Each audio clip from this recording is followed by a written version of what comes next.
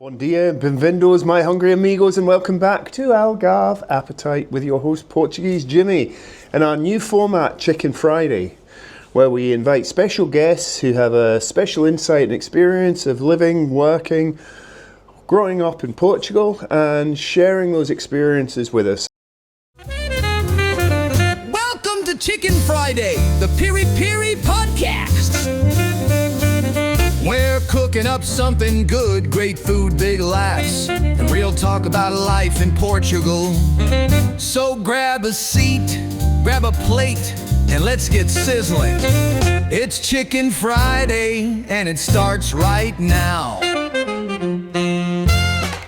So today, I am joined by my great friend, Telmo Montego. No. Yeah, that's good, that's good. Say again? Monteiro. Mentor. Okay. So, but we also have to say that actually, me and my family, when we first moved here, kept forgetting how to pronounce his Portuguese name of Telmo, so he is known affectionately as Tom. So I'll be calling you Tom throughout this interview. Is that okay? Yeah, of course. So how do you feel about you being renamed by Scottish immigrants? I feel pretty good about it. I love fitting in. I love getting nicknames. Okay. Yeah, it's pretty good. Good, good.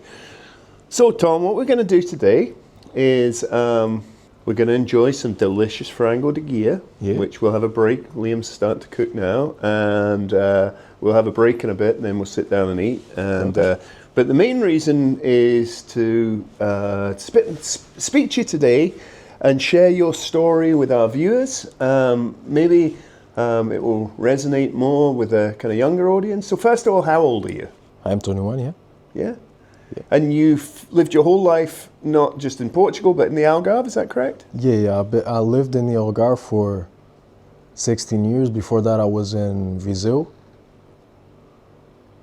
Give a little bit of geography to our... Viseu, is a bit further up from Lisbon. Okay. So the northern part of Portugal? Yeah, exactly. Okay, great. So let's start at the beginning. Let's start with your kind of family life and your childhood. You've got 2 sisters and a brother? I have 2 sisters, 1 brother, yes. Yeah. My brother is older than me. One of my sisters is also older than me, and then I have my younger sister. Katarina, who hopefully will get on the channel, who also knows. So, but for really, you said that you lived up north for a bit, but you spent most of your kind of formative years in the Algarve, is that correct? Yeah. Your, like school years and things? Yeah. Ever since I was 6, I've been in the Algarve. Okay. Yeah. So what was life like growing up for young Tom? It was kind of rough in my formative years. I've been in a depression since I was 12. I'm kind of getting out of it. But before that, I've always been an happy child. Okay. Always ran around, playing with my friends, playing football, which is kind of a tradition here in Portugal. And your father wasn't really part of your life until recently, is that correct? Not actually, no. I met him like 1 year ago or 2. I did like meeting him. It was a new experience. I never met him, so it was kind of funny to see how he actually is, but instead of imagining how he was. Okay. Because I did have a lot of presumptions about his personality, about how he was, about why I hadn't seen him for so long. And it was funny to see what's actually true, and what's actually not. Okay.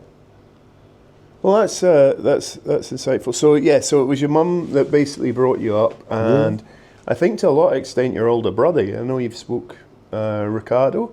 Yeah, Ricardo was basically my father. Would you say that it was a happy childhood? No kind of huge traumas and things like that?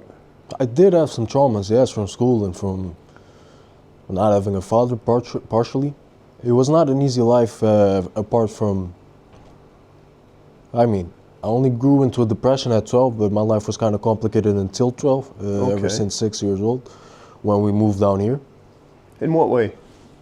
I was bullied a lot. I was beaten up. And this was all in school. Being diagnosed at 12 with like depression and anxiety and ADHD not so much, but certainly depression and anxiety. And you've been on medication since then as well. Yeah. That's pretty young. Yeah, it's pretty young to start taking pills, and most people with ADHD, they get addicted more easily because their dopamine systems are kind of, I don't know the science behind it, but I know they're more addictable. But I also started taking my pills out of time. I started taking lots of them, and I got addicted to it. On the whole, it sounds like you had quite a challenging start to your life. Yeah. So your brother was a great support during that time. How about your mum? What's your relationship with you? What was your relationship with your mum like then and now? It was never very good. She was very absent. I'm not gonna say neglectful because she was absent because she was working to get us food, to get us clothes. She was overall a great mom. Yeah. But she didn't know how to raise us well, and she didn't spend a lot of time with us. And she had financial challenges being a single mom. Yeah, of course. She had three kids to raise on her own, which I imagine is not easy. The extent of complications that she went through to get us all the things we needed. But I'm grateful. Of course. Yeah. So that brings us, quick. How did you find school before we move on? Was it a positive or negative experience on the whole? Because I understand you never actually finished high school, did you? I never did finish high school. I was too focused on with my lifestyle. I was kind of bullied until the high school time, until I was 14, I think. Yeah, I was beaten up a lot. I was made fun of. That was pretty much it. Do you rate the Portuguese education system? Do you think it's a good place to grow up and be educated, or do you think there's some faults in it that could be improved? I mean, what's your overall, as a young person that's recently experienced school in Portugal, what's your comments about it? What's good? What's bad? I think English could be improved a little bit. They don't go deep enough into English. They just talk about grammar, basic things, vocabulary. I did have a very good English teacher who motivated me all the way through basic school and high school. I didn't finish high school, but until the 11th grade. And yeah, she was a pretty good teacher, but the program doesn't let her go that far. Do you feel that the education system failed you in any way? No, it was mostly my fault. So you take responsibility for not finishing. It was mostly my fault, yeah. So before we move on to the later years in your life, you mentioned that you spent the young part of your childhood up north, the north of Portugal. So what was it like growing up in the Algarve? And I'll kind of preempt that because a lot of our viewers are from the US, Canada, or the UK. And for us, we see the weather here and the beautiful beaches and things like this, and think it's paradise. I mean, is that something, I know it's all that you've really experienced, but what are your comments of actually, spending your entire childhood here? Is it a great place to grow up, would you say? Yeah, it's pretty good. You have all the sun you need, you have all the beach, you have all the water you need. There's public swim pools, which you pay very less. I don't think you even pay to go to the pools. Yeah, there's always the beaches. You can go with your friends, you can go with your family. It's a great time to socialize. Great. Yeah. And you mentioned that you played quite a lot of football when you were younger. Did you have any other hobbies that are specifically living here would allow you to do? I'm thinking things like, there's a lot of surfing and... Yeah, I did surf, I did skate, I used to go with my dog, actually. He used to pull me on my skate. I used to put a lead. He would pull me. Yeah, he was a good dog. It was a good time. I also had a pool. It was pretty good. Did you have quite a wide circle of friends? Not really. Apart from high school, I never had many friends. I had 1-2 friends. Pretty good friends. I shout them out after. Of course. Okay. But in high school, I started getting a wider variety of friends. More friends. It was pretty good. I liked them all. So you mentioned you wanted to shout out. So who is there anyone you'd like to see? I would like to shout out Raul, Paulo, Gabriel, James. Who else? Who else? Now you've made a rod for yourself because you're going to forget somebody. Yeah, I cannot forget someone. Well, this is great for the channel because now you'll need to tell them all that you've been on here, and we'll get some new subscribers off it. Yeah. We've talked about your younger life. I met you, I think you were 18 or 19? Yeah, I was 19. Yeah. Yeah, so let's just cover how we met and, you know, and any thoughts you have about being pally with Portuguese Jimmy. It's pretty good. I moved here from Galay about 2-3 years ago. 2 years? 2 years, yeah. I met Jimmy and his family. It was pretty good. I had no friends here before. I spent a lot of time alone. But they helped me with it. Yeah. So I should point out, we live on a kind of farm complex type of thing. It's not complex, it's just a farm, really. And there's not a huge community here, but there's maybe 4 or 5 houses. And Telmo and his mother and sister moved in literally, 300 meters, 400 meters from where we live. So yeah, I met you and your sister one day. I think it was when we ran out of water. Things like that happen a lot when you live on a farm. You run out of water, the electricity goes off, so they'd come up for something, and I said to them, look, anytime you want to come up and use a pool or come by, you're more than welcome. That was the biggest mistake of my life because I can't get rid of them. I'm only joking. The street does say that. But no, we've had a lot of fun, haven't we? Yeah. Ever since I came here, we've been going to the pool like every summer, which has only been 2 summers, but it's been the whole summer. And we pretty much, we used to watch movies. That could happen again, that would be pretty cool. We used to watch movies a lot with his family. And then, of course, but back then, of course, most of the time it was drunk Jimmy. He was very different. Well, he wasn't really different, but... It was kind of different. You were kind of more emotional. Yeah. That's the only difference there is. You've always been upbeat person. He's always been a kind of animated person. He always has been pretty fun to be around, even when he's not drunk. But we used to sit out, me, you, Katrina, Gabriel, Liam, and Connor, and everyone. We'd listen to music out here, and you know, everyone else would be like drinking Coke, and I'd be drinking lots of beer and vodka and all that. So it was fun. You know, it was pretty fun. But I'm kind of happy that you're out of the drink because that has a lot of implications on the arteries and the brain and the. Yeah. And I'm pretty sure you're more healthy now. When I first met you, you had no contact with your father at all. No, I didn't even know. I didn't know him. I did remember a lot of things from when I was 6, when I was earlier than that. I do remember him visiting me at school. So yeah, and then if I remember rightly, it was about, I don't know, 3 or 4 months after I met you, you were quite excited. I think you reached out to him on Facebook or something, or one of the social medias. He had been texting me happy birthday ever since I turned 17, which I didn't I didn't respond because I was kind of nervous. I didn't know him. I didn't know what to expect. I didn't think I would like to meet him. But I answered when I turned 18 because he sent me another message, and he came down from Viseu. He changed his whole life because of me. I don't think my other brothers would have texted him back. I don't think they would have wanted him to come down, but I always wanted to meet him ever since I was 6 or something. Ever since I started seeing him, I kind of missed him. But when I started being 16, when I got to 16, 17, I kind of grew out of that. I kind of forgot about him. I kind of started making jokes about it, like my father went to get a pack of cigarettes or something, which all of my friends who didn't have a father also made that joke. Well, they went to get cigarettes and never came back. Yeah.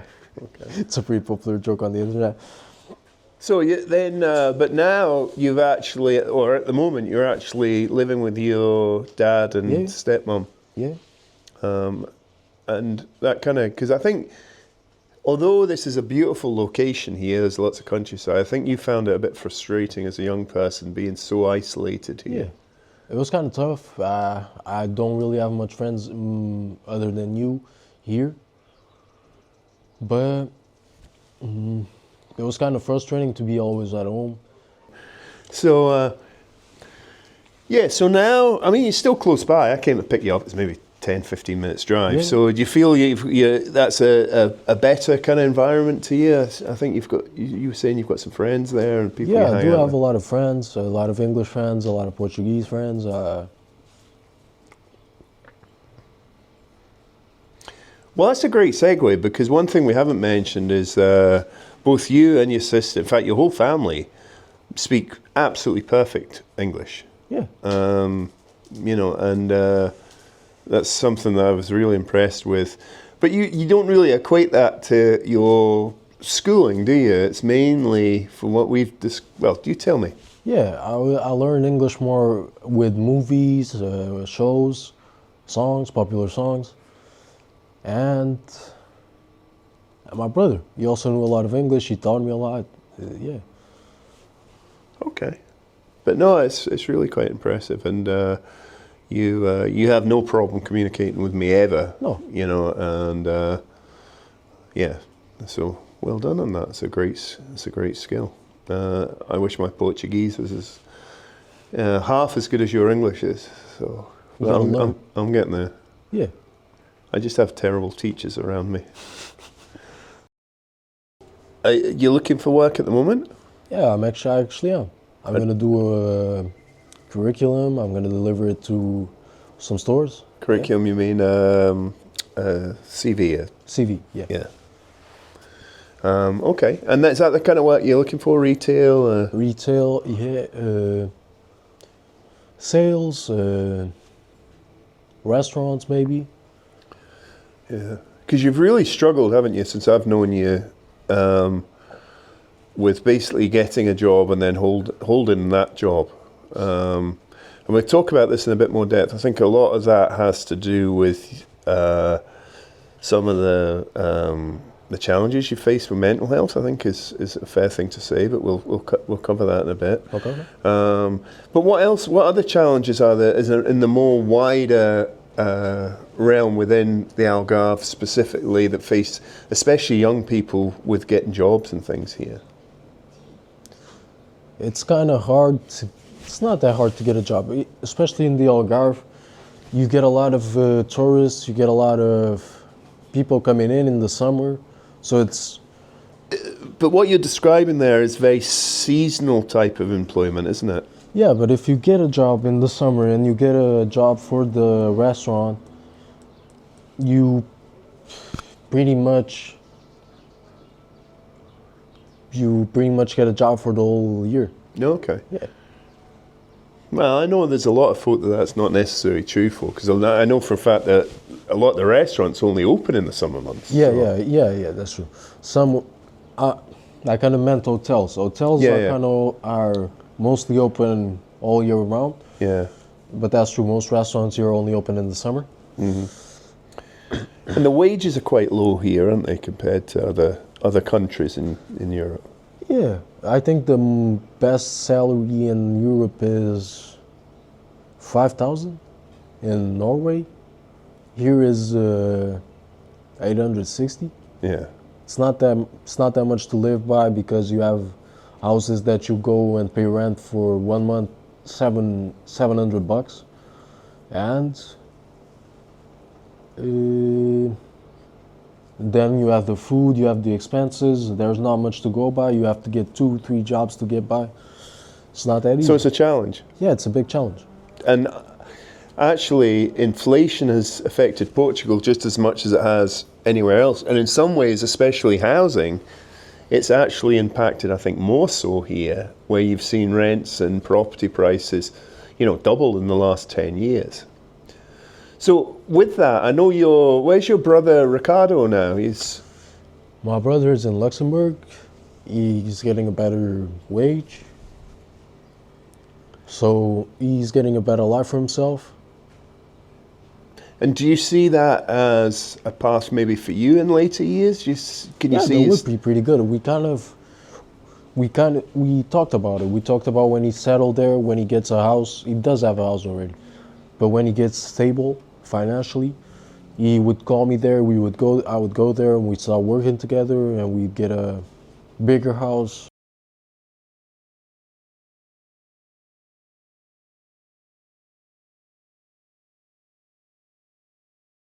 It's not how you grow up, it's how you take it. It's how you deal with the opportunities that life gives you. Because even though you have a shitty life, you probably have gotten some opportunities that you chose not to follow. Wound up getting a psychosis, like a psychosis diagnostic. I had hallucinations, I had paranoias, I had delusions, a lot of things I couldn't explain at the time.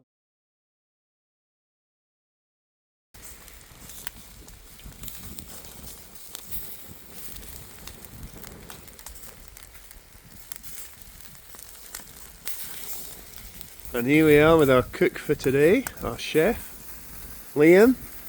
So what we got in store? Frango de Dia. Okay. So with the little baby chickens, and what's the sauce you've got on there? Some chili, lemon juice, garlic, olive oil. Pretty much it. And our guests who come, of course, unless you're vegan or vegetarian, but this is going to be our staple for our Chicken Friday discussions. So we'll leave Liam to his cooking, and then we'll sample his fare in just a moment. Bye for now, Liam. So let me introduce you to our other dinner guests. We've got Nana Sadie there, getting stuck in. Tom, who you've met already. The beautiful Grumpy Monk. The even more beautiful, or as beautiful, Amanda. And our chef for the day, Liam. So we've got a bit of a chip French fry issue, so I suggest you all start eating, and I'll tend to the French fries, and then we'll have some of this delicious frango de Gia. So D-Dog, tell me, do you like your chicken? Are you making that noise? Looks like Coco. You want to be in it as well, Coco? Hi, Coco. Oh, look at Coco. She's so cute. What about you, D-Dog? Do you think it's time for you? Not yet. You might get some at the end. So, credit goes to Danny for the salad. Liam, who's already had his recognition for the chicken. Jimmy for the chips, which turned out not too bad. But a special mention as well to Danny for her incredible sourdough bread, which is, I don't know if you can see that on camera, absolutely delicious. Oh, and I get marks for homemade mayonnaise. Got to wait. Poor thing. Oh, and Coco's doing the little... D-Dog's punching Coco in the face. Is it chicken time, D-Dog? So let's talk about some of the challenges in your life, if you're happy with that. Now, as I say, I've known you for a couple of years, and I know that you've struggled with a number of different aspects, and specifically mental health. As I said before the interview, if there's anything you don't want to discuss, that's fine. Bearing in mind it's going to go out, to a wide audience. Yeah. But I think you specified when we talked about this that, this is a challenge for you which you're addressing, but also it could be helpful for other young people in the same kind of situation. So let's start. We've already covered your earlier life when you were on antidepressants and anxiety medication when you were 12. Yeah. In terms of your mental health, what's the roadmap for between there and now? Well, because of my depression and anxiety, I went through a lot of traumas in my head that weren't actually happening. Because of my depression, wound up getting a psychosis, like a psychosis diagnostic. I had hallucinations, I had paranoias, I had delusions, a lot of things I couldn't explain at the time. But when I was diagnosed, that was obviously like, finally, I got something I can hold on to. I can finally start taking meds and getting better, which really helped me, the meds. One thing I would like to say is, if there's anyone watching this channel with the same problem I have, like psychosis, depression, anxiety, you can always comment down below, and I could try to help. Yeah, absolutely. And I could certainly happy to pass on your details to anyone, because, yeah, I know it's been, and it's not really a journey that's complete yet, is it? No, not really. I still get neurotic sometimes. I still get a lot of anxiety because I quit the pills. They're not really good for you. I mean, they are good to a certain extent to controlling your anxiety, but to a certain extent when you start taking them for a while, you get addicted. And when you cut them off, you kind of have a withdrawal, which is kind of complicated. You get a lot of anxiety, more anxiety than you had when you wouldn't take them. And it's complicated. Yeah. It's a complicated situation. Yeah. I'm going to ask you a question now, and this is mainly my observation. It's a bit of a loaded question, but I've known you've had a number of different kind of jobs that have not worked out for you. And do you think your mental health has contributed to that? Yeah, my anxiety, my psychosis most definitely did contribute to me not keeping on a job. And my psychosis caused me to believe things that weren't real, get me paranoid, get me anxious, fearful sometimes. Yeah.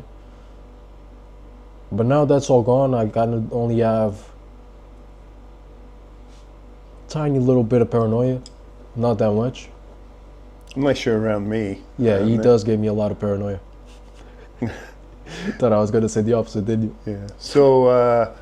So yeah, it's quite a moving story in a lot of ways, because and as I say, it's an ongoing thing. But I know you are desperate for a job and to get an income. So hopefully, if anyone's watching this out here, if you want to give Telmo a shot, he's a great guy. He's hardworking. He's really dedicated. He's just been unfortunate at this point in his life that his health has not been perfect. But I think we both agree that you're now at the stage that you want to. You want to move forward. Yeah, I would pretty much enjoy it. I would pretty much appreciate if someone would give me an opportunity to work for them. I would not disappoint. Yeah, I would appreciate it. Good stuff. Well, hopefully we can get something from there. Is there anything else? I mean, you mentioned there when you were talking about your mental health issues that actually fear was a part of it. And I remember when I first met you, you were telling me that there was a flashing light in the house. I don't know if it was a smoke alarm or something like this, but you thought that was being controlled by someone else, and you were getting really, I know it sounds fun, but you were actually genuinely concerned about it. You thought people were spying. Yeah. That's one of the things about delusions. The difference between a psychotic person and a normal person is the delusions. Normal people can tell it's a delusion and can cut it off immediately and say, "Oh shit, I'm imagining this. This is not real." But when you're psychotic and you're delusional, your delusions are completely true. It's like even someone being a spy, someone in your family you met your own life, you could believe, "Oh shit, you went there, he just came back, he might be giving information about me." Things like that. It's ridiculous. Yeah. It's not funny. So yeah, that's you've described a lot of these things as fearful and scary and things. Is there anything you would say to somebody, maybe a younger person who doesn't quite understand? They're going through similar things, but they don't quite understand what they're feeling, and how would they? What do you think they should do? First of all, if you're having delusions that you don't know are delusions, of course, I cannot tell you they are not real, because that's one of the top things not to do with someone who's psychotic. It's invalidating your experiences, because to you they do seem real, but the thing is, you should communicate with someone in your family and ask them, does this seem okay? Does this seem like it's real? And that helped me a lot. When my brother, he used to He used to tell me, does this look reasonable? Does this sound reasonable? Like, imagine. I would say, oh, they're spying on me. And he would go, why would they start spying on someone? You have nothing of interest. You're nothing. Like, it didn't make sense. But yeah, having someone in your family who's supportive, it's really good. You should go to a family member and ask them if you could get an appointment with a psychiatrist, and a psychiatrist will most likely be able to help. Let's move on to some more light-hearted topics. So what do you do in your spare time, your free time? What are your hobbies and interests? In my spare time, I like to walk. Yeah, I do read. I'm reading currently The Portrait of Dorian Gray, the 10 white figures, 10 black figures. Is that what you said? From Agatha Christie? I'm reading it in Portuguese, so I don't know the translation. But you also read in English as well, don't you? Yeah, I do read a lot in English. It helps me keep up with the vocabulary. Okay. And also, the other thing that you're very interested in is fitness and things? Yeah, I do like working out. I work out a lot. Not as much as I used to. I used to go to the gym, but now as a consequence of the lack of working, because of the problems I have no money, so I cannot afford a gym membership. But I work out to improve my physique and to feel more comfortable with myself, with my body. And at this point, on screen, we could show some photos that I took of you recently for Ocean View Creations, our photography company. There's no plug. We'll put that on. But no, you're looking good, and you know, I've seen a big difference in your physique over the last year or so. So that's a really positive outlet, I think, for you. Pretty good. You mentioned there that you really can't pursue that at the moment because of lack of money. So that leads us on to some other stuff. Do you think generally young people in Portugal struggle financially? Yeah, I've heard a lot of people talk about it, like saying, oh, I cannot get enough money to even get out of my father's house or my mom's house. Most people that I know that are currently not living in their parents' home are out of this country or in university. Yeah. Okay. Yeah. Well, that leads on perfectly to what I was going to ask there. I mean, is it so much of a struggle here, really, to make a life that the only option for young people is to move out of the country, or what is what does a successful young Portuguese person look like? You want to look for the jobs that have more openings, the jobs that are most wanted now, which are most likely AI related jobs, and IT, tech. Yeah. Okay, so it's probably the same as in the UK or in the US. It's kind of tech-focused jobs and things. Whereas the service industry, things like being a waiter, waitress, that is also good. Yeah, they're more challenging because they're not really keeping up with the cost of living. So, Tom, what are your hopes and dreams? What do you want to achieve in life? I would like to be a fulfilled person. I would like to make an income enough to get my own home, to get my own family. I would like to have kids. I would like to have a wife. I would like to have a stable income so I can give everything to my kids that I did not have when I was a kid. I wanted to spend time with my kids because I know how much I know how much they feel when you're not around them, when they're alone. Is that from personal experience? Yes. I was alone a lot of the time, and it kind of makes you feel ignored, like they do not care about you. But when you get to a certain point in your life, you realize it was all for your good. It was all so you could have a better life than they did. We're all trying to do the same. We're all trying to give a life that we did not have to our kids. And that's what I want to do. I want to give them time with them. I want to give them money that I did not have. I want to give them good clothes, which I did have. Thank you, Mom. So now, let's go, Tom. What makes you happy? What things kind of give you a buzz in life? And what makes me happy is actually being with my sister, which I did not see for a long time. I did not see her until I do not want to lie, I think it was 10 years old. I did see her before that, but I was too young to remember.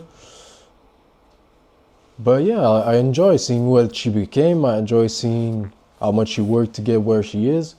She's got a nice house of her own. So, but what about your other sister, Katerina, who... Oh, yeah. So, because she's now recently moved to Lisbon to study. So, do you miss her? Because she was a very supportive figure in your life. Yeah. My sister has always been a great support for me. She's always been there. She's always been a good friend, just as my brother. My brother has also been my brother has been more of a father to me. When my father wasn't around, he was the one that taught me things. He was the one that always kept me under his wing, so to say. But my sister, I'm very proud of her. She just went to college. She's pursuing her dreams. I'm really proud that she is. Just to show me it's not how you grow up, it's how you take it. It's how you deal with the opportunities that life gives you. Because even though you have a shitty life, you probably have gotten some opportunities that you chose not to follow. I'm not saying that to everyone. I do realize there are some people with no opportunities whatsoever. I do not want to judge those people. But I think it's good advice. As I often tell you, people going nowhere always arrive. Yeah. And that's it. It's very easy to... You know, if you've not got many opportunities in life, it's easy to stagnate and stop trying. And I think that's where it becomes a very dangerous downward cycle. So no, your sister's a real inspiration. Yeah. I miss her a lot, and hopefully we'll see her again soon. So, philosophical question: what's the meaning of life? The meaning of my life, I used to think the meaning of my life was to make everyone around me as happy as I could. The most amount of people, which is actually utilitarianism. Utilitarianism is making the most amount of people you can happy, or the least amount of people sad and pain. And I always liked that philosophy because I always wanted to make people around me happy. I always been a goofball. I always been joking around. I never got serious about things. That's probably why I never got to finish school. I never did finish school. I did want to finish high school, and I'm still planning on doing that. But at the time, I'm more focused on getting a stable job, getting a stable income, so that I can get my own place, pay my own bills, not being dependent on someone. Just get enough money to get out the house. That's my opinion on my life, not my opinion on your life. Okay. Yeah. Tom, well, listen, let's now talk. We've finished our lunch. Do you enjoy your chicken? I loved it. You loved it? That's These good. are some great cooks. Yeah, even better than Joanne's. Thank you. And so that's probably one of the biggest signature dishes for Portugal. You have that, pastel de nata, some other... I mean, Bacalhau com batatas. Sure. Which is... I don't know how to Codfish and potatoes. Oh, yeah, you know it. Yeah. Nice. Portuguese Jimmy. Portuguese going good. Yeah, he knows 17 Portuguese words. Now, so of the traditional, those traditional kind of things, I mean, I love Piri-Piri chicken. I mean, do you feel the same? Do you think it's... Yeah. I love hot stuff. I love chili stuff. Chili, not chili. I love... hot sauce, goes very good with chicken. It goes very good with chili. It goes very good with a lot of things. Yeah. Okay. Well, Tom, I think we're coming to the end of our interview. I'd like to thank you. I'd really like to thank you for coming along today. It's been really, really interesting, I think, and a different take for our channel to have somebody so young on here, and hopefully, some of your stories will resonate with some of our viewers. And I wish you all the best. And do you have anything just on the horizon? Any goals that you're aiming for to achieve? Yeah, I have some short-term goals, which are to get to pay my driver's license, to get a a 600 bike, 600cc, and then I'm gonna wait 2 years, get my car license, and get a Honda Civic, which has been my dream car since like I was 10 years old. With my brother, I wanted to get a car like that with him. Yeah. Okay, well, if there's anyone out there in the Algarve region who wants to give a young guy a break, Tom would really appreciate a job, and then he can get his Honda Civic and his motorbike, and I'm sure he'll do you proud. So, Telmo, Tom, Yeah. thank you once again for coming on Algarve Appetites. Thank you for having me.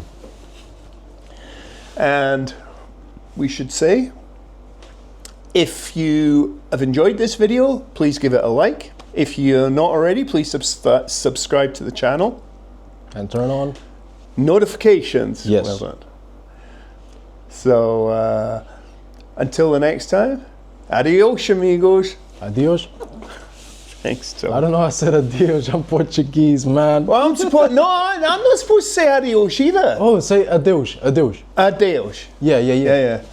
You're not supposed to say. I'm not supposed to say it the Spanish way. I'm supposed to say it the Portuguese way. Adios. This should go on the bloopers. Yeah, absolutely. Shit. That's I'm going to. So, because Danielle always puts. So it's adios. Adeus. Adios. Yeah, perfect. Okay. Adeus, amigos. Thank you so much for watching right to the end of the video. If you're interested in following us on our other social media, please check our Linktree at Algarve Appetite, and the link will be in the description below. Also on screen is a link to a video which we think you'll really enjoy. And finally, click on the Algarve Appetite logo on screen to subscribe to our channel, and thank you for watching.